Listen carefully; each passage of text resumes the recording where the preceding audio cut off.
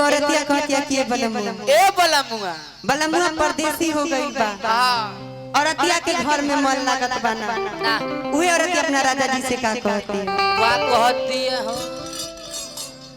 कि बहतावे पूरे बाबया रे राजा जी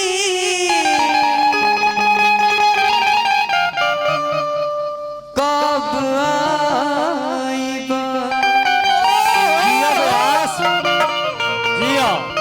औरतिया कहते कि ये बलमुआ कि कब आइबा हो कब आइबा हो कब आइबा।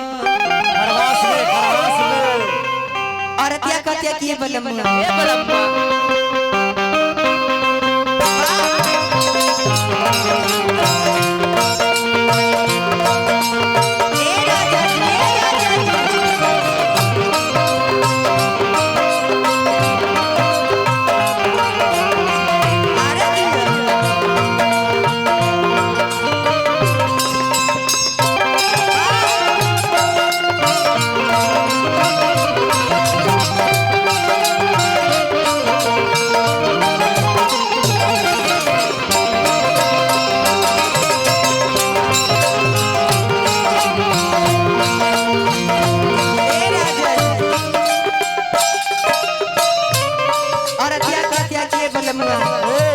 ना जाने परदेश जाके काहे बस गइल। ना जाने परदेश जाके काहे बस गइल। ए करे जा हमरा त बुझाता जे कि हम सवत के नजर में जाके धंस गइल। और क्या कहतिया कि राजा बहता बिपुरे बाबा यार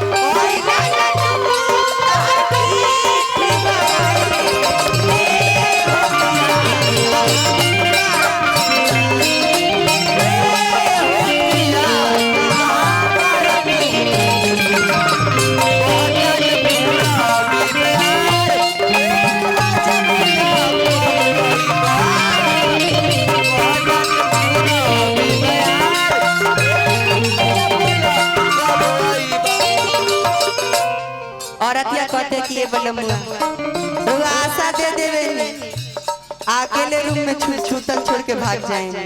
वही औरतिया का कहते 4-4 दिन जेल में बंद करके रुआ छोड़ देवे। औरतिया कहते कि ये राजा जी चारा में न लहो करनी में भूल गइला हो चारा में न लहो करनी में भूल गइला चारा में न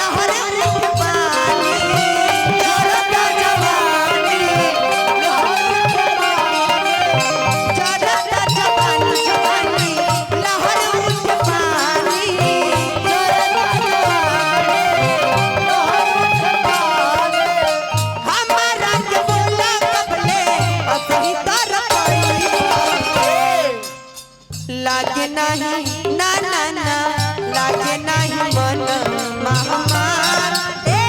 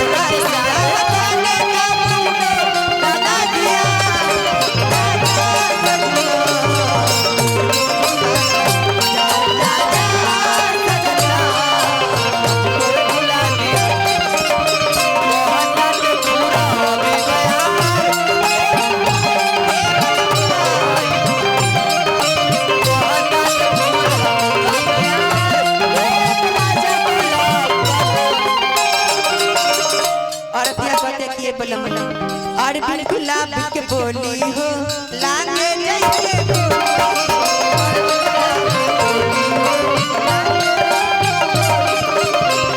गुलाब के बोली हो लागे जैसे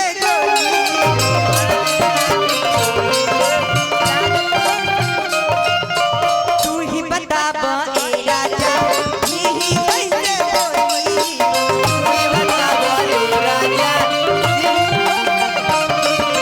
तू ही बता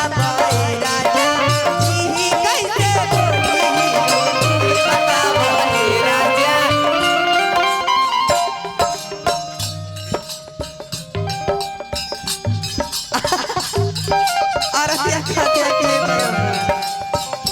जौन सोचे तारा भाई सब बात नहीं संत सजनमा लागे न मनवा सजनमा लागे न मनवा संत सजनमा लागे नहीं मनवा सजनमा लागे नहीं मनवा कुसुम के बोला कबले जिया के दुखाई राजा फुलटून जी भैया लागे नहीं खाया पिया एक तो नहीं आ गिलास तोरा पाड़ा ए चढ़बे और दिया कते के बने चढ़बे लागे नहीं